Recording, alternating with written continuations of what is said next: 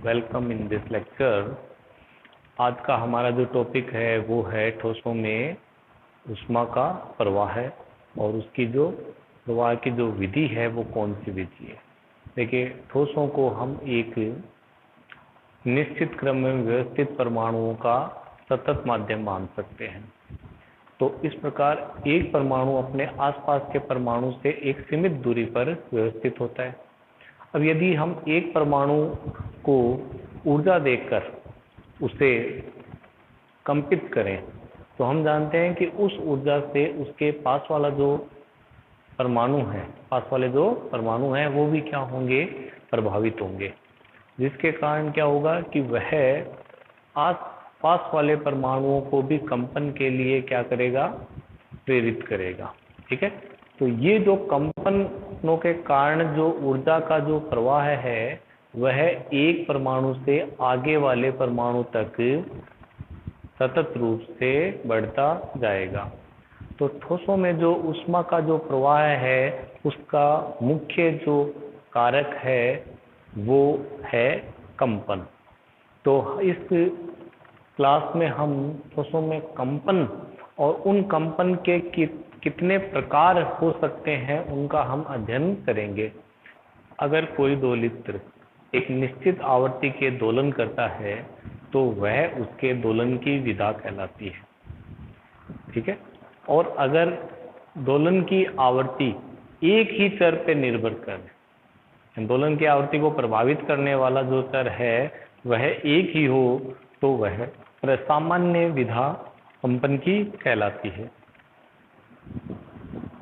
अगर उस राशि को हम परिवर्तित करें तो कंपन की जो आवर्ती है वो भी क्या हो जाएगी, परिवर्तित हो जाएगी।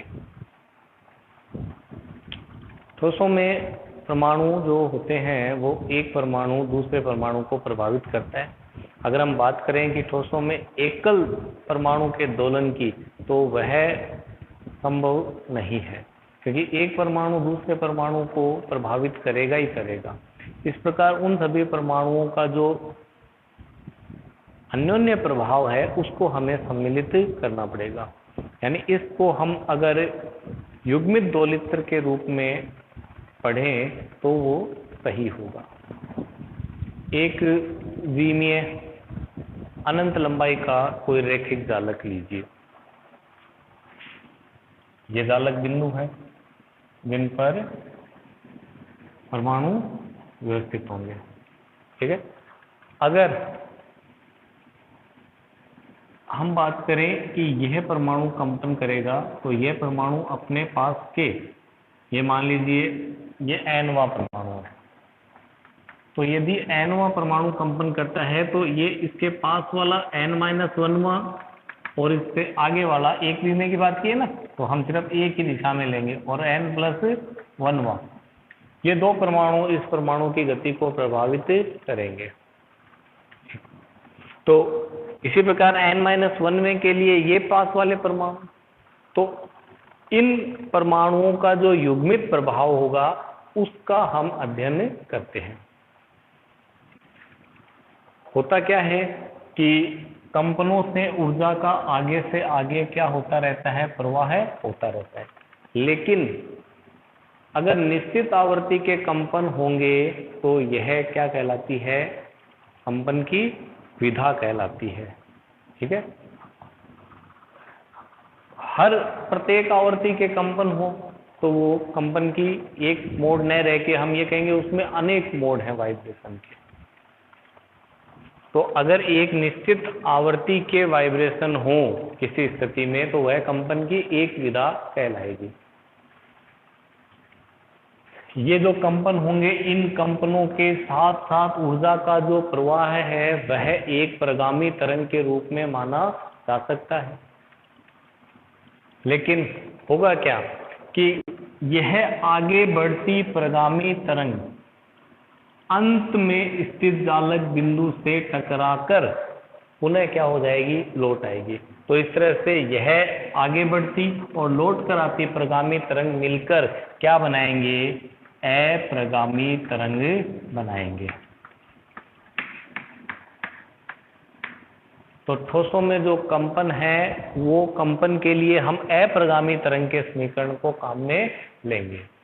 तो किसी एक अप्रगामी तरंग का समीकरण जो है वो सामान्य हम जानते हैं, आयाम ए अगर लें तो sine k x sign omega T से रिप्रेजेंट किया जा सकता है। साइन की जगह हम कोस भी ले सकते हैं। के एक्स में जो वेरिएबल हैं कौन कौन है, के जो होता है वो कहलाता है तरंग संचरण नियतांक, वेव वेक्टर से भी हम सदिश रूप में इसको रिप्रेजेंट करते हैं। एंड एक्स है किसी बिंदु की जो हम बात कर रहे हैं उसकी स्थिति। ओमेगा जो है वो राशि ये कहलाती है कोणीय आवृत्ति, या सामान्यतः हम इसे सिर्फ आवृत्ति से भी बोलते हैं। टी हो गया समय, ए हो गया आयाम। देखिए आप बात कर रहे हैं अप्रगामी तरंग की, तो अप्रगामी तरंग के लिए अगर हम उसका निरूपण करें तो हम ये इस रूप में निरूपित कर सकते हैं। ये एक अप्रगामी तरंग को हमने एक उसके दो खंडों को हमने निरूपित किया है। इस अप्रगामी तरंग में आप देखिए कि जो अंतिम बिंदु है वहां पे आयाम जो है, मान लीजिए ये nवां बिंदु है, तो अंतिम बिंदु पर दोलन का आयाम क्या रहेगा, शून्य रहेगा।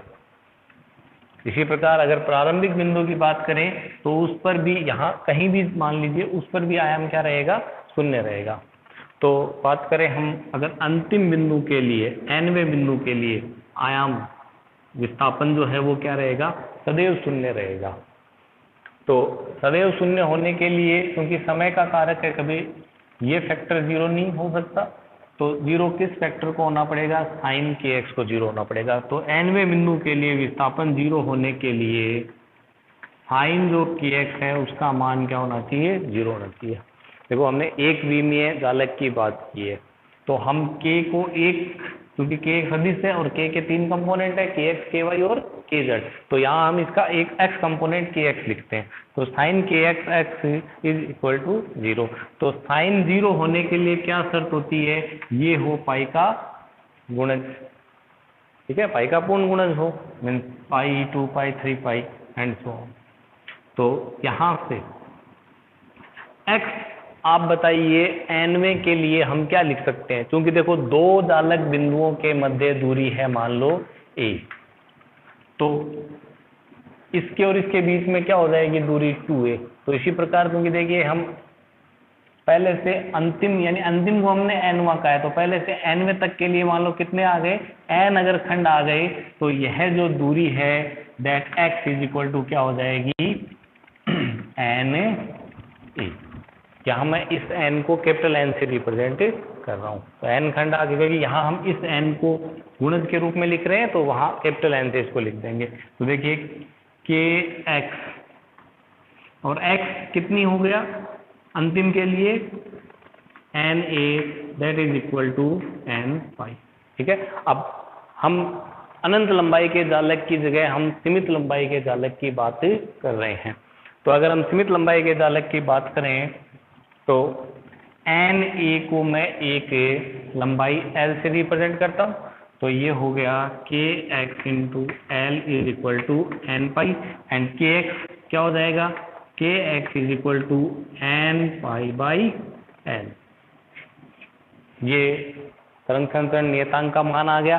अगर इस मान को मैं यहाँ रिप्लेस करूँ तो हम u विस्थापन को लिख सकते हैं, अप्रगामी तरंग जो ठोसों में कंपन से उत्पन्न हो रही है, that is equal to a sine k x की वैल्यू रखेंगे n पाई अपॉन एल इंटू एक्स और साइन ओमेगा टी। देखिए n जो पूर्णांक है वह एक विमा की बात कर रहे हैं, और वो विमा हम कौन सी एक्स के अनुदिश ले रहे हैं, एक्स एक्स के अनुदिश, इसलिए मैं यहाँ n को nx से रिप्लेस कर देता हूँ। तो ये एक विमीय अप्रगामी तरंग का समीकरण हो गया, जो कि किसी जालक यानी कि ठोस में निरूपित हो रही है, जिसके लिए हमने अनुदिश लंबाई कितनी ली है विमा की अनुदिश L। अब आप एक घनाकार जालक ले लीजिए। तो घनाकार जालक के लिए हमें लंबाई, चौड़ाई, ऊंचाई यानी x अक्ष, y अक्ष और z अक्ष, तीनों अक्ष के निरूपण की आवश्यकता पड़ेगी। तो उन तीन विमाओं में हम अप्रगामी तरंग के विस्थापन को कैसे निरूपित करेंगे देखते हैं। तो अगर हम इसको सीमित कर देते हैं और एक परमाणु हमने जालक लिया है, तो यह जो हमारा टॉपिक है यह बन जाएगा एक परमाणु जालक। क्योंकि देखो यहाँ त्रिविमीय की, मैंने कहा आपको त्रिविमीय हम जालक लेंगे, तो इसलिए हमने जालक को एक विमीय नहीं लिखा, परमाणु एकल है। एक परमाणु जालक की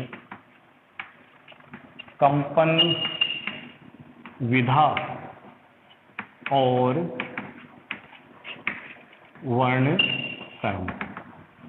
वर्णक्रम जो है वो हमें ये बताएगा कि जो कंपन की जो कितने विधाएं संभव है उनका फलन क्या आता है, वो भी हम यहाँ ज्ञात करेंगे। तो त्रिविमीय जालक के लिए विस्थापन सदिश क्या हो जाएगा, A sine N X pi upon L. घन आकार लिया है इसलिए वो एल से निरूपित करेंगे, N X pi L into X. ठीक है, अगला sine N Y pi L Y और sine N Z pi L Z और समय का फलन साइन ओमेगा टी। ये समीकरण हो गया किसी अप्रगामी तरंग जो एक त्रिविमीय घनाकार जालक में संतृप्त है। यह तो यहाँ पर देखिए kx, ये kx है, ये किसका मान है, तरंग संचरण नियतांक के ky घटक का और ये z घटक का। क्योंकि हम जानते हैं तरंग संचरण नियतांक k इक्वल टू क्या होता है, kx square plus ky square plus kz square. तो कंपन की जो विधाएं हैं वो हम व्युत्पन्न कर रहे हैं यहाँ। तो k is equal to, k की वैल्यू, kx की वैल्यू रखिए सब में, पाई अपॉन एल कॉमन हो गया, तो यहाँ रह जाएगा N X square plus N Y square plus N Z square और pi square upon L square. देखिए N x N Y N Z जो हैं वो पूर्णांक है। ठीक है, तो इन पूर्णांकों का जो समूह का योग, वर्गों का जो योग होगा वो भी एक क्या होगा, पूर्णांक होगा। तो हम k इज इक्वल टू लिखते हैं n square pi square upon L square, और यहाँ से इस पूर्णांक n का जो ये n x N Y N z के समुच्चय, इनका जो समुच्चय है ना, ये क्या आ जाएगा, N square is equal to K square L square upon pi square. And what is N, N is equal to K L upon pi. ठीक है, देखिए अब हम k को पुनः डिफाइन करते हैं।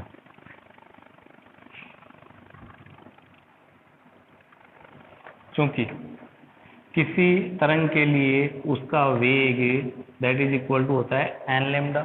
इसको हम ऐसे लिखते हैं v is equal to 2 pi n into 2 pi से मल्टीप्लाई किया, 2 पाई से डिवाइड कर देंगे और लेमडा को हम 1 अपॉन लेमडा लिख देंगे। तो ये लेमडा नीचे लिखा गया है इसके। ठीक है, लेमडा को अपॉन में 1 अपॉन लेमडा लिख दिया। तो यहाँ देखिए v is equal to 2 pi n, हम जानते हैं क्या है, omega, and what is 2 pi by lambda that is k। तो ये हो गया ओमेगा अपॉन k। तो यहाँ से k को क्या लिखा जा सकता है, ओमेगा अपॉन v। v जो है इस अप्रगामी तरंग का क्या है, वेग है। तो k के इस मान को हम वहां रिप्लेस करते हैं यहाँ पे। तो n में बी रिटर्न एज, देखिए पूर्णांक जो n है that is equal to l omega upon pi v।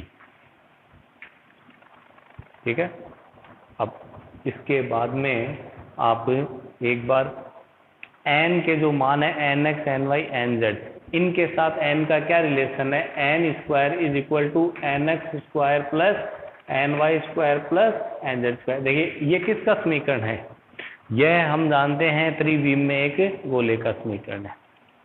तो एक बार ये वैल्यू ये और n is equal to l omega upon pi v, ये दो समीकरण हम रखते हैं। और देखें ध्यान दीजिएगा कि जो nx ny और nz से, ठीक है, जो गोला बना है उस गोले की त्रिज्या कितनी होगी, n होगी। तो nx ny nz को हम यहाँ रिप्रेजेंट करते हैं। तो आप ध्यान दीजिए, मैं एक गोले के खंड को बनाने का प्रयास कर रहा हूँ।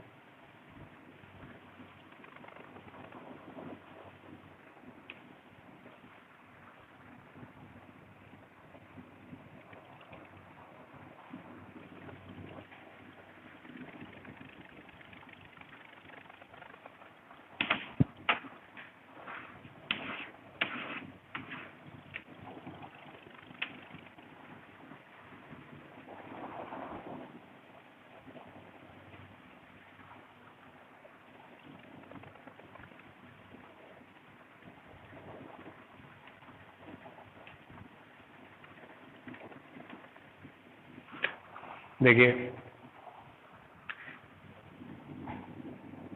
nx ny और nz तीन हमने कंपोनेंट निरूपित किए हैं और ये एक गोले का हमने एक तरफ का भाग लिया है और यह भाग ऐसा है जिसमें nx ny और nz के मान क्या है, धनात्मक है। तो इस गोले की जो त्रिज्या है वो कितनी है, n है, ठीक है। तो देखिए इस गोले की त्रिज्या n है, तो इस गोले का जो आयतन है वह कितना होगा, 4/3 पाई n3, ठीक है। अब देखिए इस गोले में nx ny nz के जो मान है वो सदैव क्या होंगे, धनात्मक, क्योंकि हम जानते हैं कि जो पूर्णांक की जो हमने शर्त ली है वह यही थी कि nx ny और nz के मान क्या होंगे, धनात्मक होंगे। तो इसलिए n का मान क्या होगा, सदैव धनात्मक होगा। तो हमें nx ny nz ऐसे कंपोनेंट का चयन करना है जिनमें इसका मान क्या हो, धनात्मक रहे। तो बताइए अगर हम धनात्मक लें तो nx के दूसरी तरफ की विमा वाले, ny के दूसरी तरफ की और nz के दूसरी तरफ की भाग जो है आयतन के वो हमें क्या करने पड़ेंगे, छोड़ने पड़ेंगे। तो देखिए इस कोने O पर अगर हम nx ny nz के धनात्मक मान वाला आयतन लें तो वह पूरे आयतन का कितना होगा, 1/8।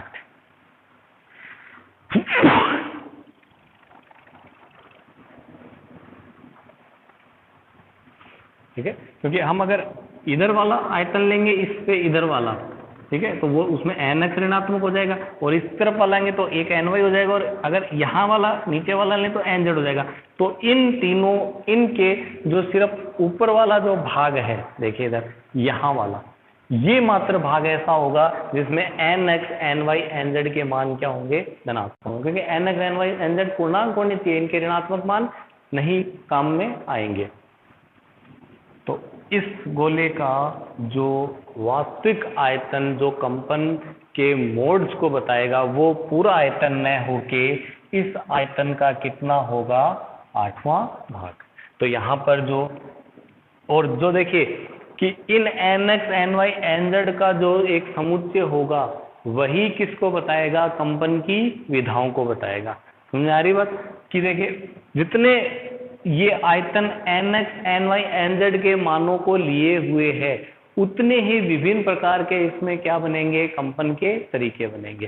जैसे एक nx के जितने मान लिए हैं उस तरफ एक nx ny का जो समुच्चय होगा उस पर द्विविमीय, और nx ny nz तीनों का जो समूह होगा उस पर एक त्रिविमीय अप्रगामी तरंग का निरूपण होगा। तो nx ny nz के मानों से जो आयतन बना है उतने ही वहां पर क्या होंगे, मोड ऑफ वाइब्रेशन यानी कंपन की विधाएं बनेंगी। ठीक है, तो कंपन की विधाएं हम यहाँ, ये जो आयतन है ये आयतन कंपन की किसको निरूपित कर रहा है, विधाओं को निरूपित कर रहा है। और कौन सी विधाएं, जो 0 से लेकर कहाँ तक, ओमेगा आवृत्ति तक की हैं। तो यहाँ पर कंपन की जो विधाएं हैं दैट इज इक्वल टू क्या हो जाएगा, देखिए यहाँ 1/8 भाग किसका 4/3 पाई n क्यूब, n का मान रखिए L omega upon pi v का होल क्यूब। इसको सरल करें, ये 2 कैंसिल, ठीक है।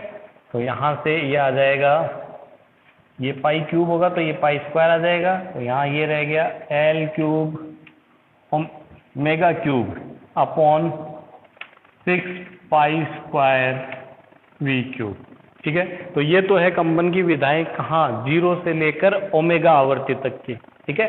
अगर मैं बात करूं ओमेगा से ओमेगा प्लस डी ओमेगा आवर्ती प्रास में कंपन की विधाएं, ठीक है। इस एक अल्पांश प्रास में ओमेगा से ओमेगा प्लस डी ओमेगा प्रास में जो कंपन की विधाएं हैं उनको हम रिप्रेजेंट करें z ओमेगा डी ओमेगा से, तो वह इसका क्या हो जाएगा, अवकलज। तो इसका अवकलज कर देंगे, इसका अवकलज आ गया L क्यूब अपॉन 6 पाई स्क्वायर v क्यूब तो हो गया कांस्टेंट, L क्यूब अपॉन 6 पाई square v cube constant, omega cube का अवकलन हो गया 3 ओमेगा स्क्वायर डी ओमेगा, तो 3 से ये रिप्लेस कर दिया 2 से, तो z omega d omega is equal to L cube upon 2 pi square v cube into omega square d omega. देखिए ये जो सूत्र है, ये सूत्र हमें शून्य से ओमेगा नहीं, ओमेगा से ओमेगा प्लस डी ओमेगा प्रास में कितने कंपन होते हैं उनकी संख्या को बताता है, ठीक है।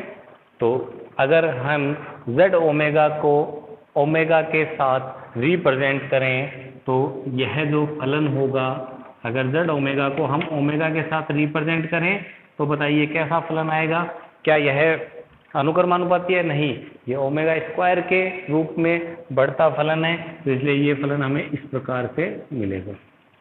यह z ओमेगा जो फलन है यह वर्णक्रमी, वर्णक्रमी का मतलब हो गया आवर्ती पे निर्भर करने वाला, आवर्ती के रूप में, ठीक है, वितरित, तो यह वर्णक्रमी वितरण फलन z ओमेगा कहलाता है, जो कि रैखिक रूप से आवर्ती के साथ नहीं बढ़ रहा।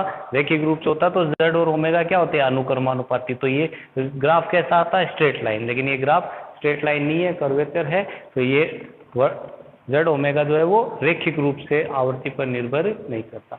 अब ये जो कंपन हो रहे हैं, इन कंपनों में हम एक छोटा सा संशोधन करते हैं। क्या, ठोस में जो तरंग बनेगी वह तरंग अनुदैर्ध्य और अनुप्रस्थ दोनों प्रकार के कंपन कर सकती है, ठीक है। तो अनुदैर्ध्य तरंग तो वो हो गई जो संचरण की दिशा के साथ आगे बढ़ती है, लेकिन अनुप्रस्थ जो तरंग है वो क्या होगी, तरंग संचरण के लंबवत। तो तरंग संचरण के लंबवत दो विधा संभव है, एक तो इस तल में और एक इसके लंबवत तल में, ठीक है। तो यहाँ पर हम इन दोनों अनुप्रस्थ और अनुदैर्ध्य जो तरंगें होंगी, इनके गति के जो वेग होंगे वो भी क्या होंगे, अलग अलग होंगे। तो इस समीकरण को हम थोड़ा सा संशोधित कर दें तो z ओमेगा डी ओमेगा में भी written as L cube upon 2 pi square, और आवर्ती एक समान होगी। फर्क क्या हो गया, देखिएगा इधर ध्यान से कि अनुप्रस्थ जो अनुदैर्ध्य जो कंपन है उसके कंपन की एक ही विधा है, इसलिए यहाँ आ जाएगा 1 अपॉन इधर वेग जिसको हम कह रहे हैं लॉन्गिट्यूडनल, तो VL क्यूब और प्लस अनुप्रस्थ के लिए दो तरीके हैं, ठीक है। तो इसलिए वहां पर हो जाएगा 2 upon we T cube into D omega.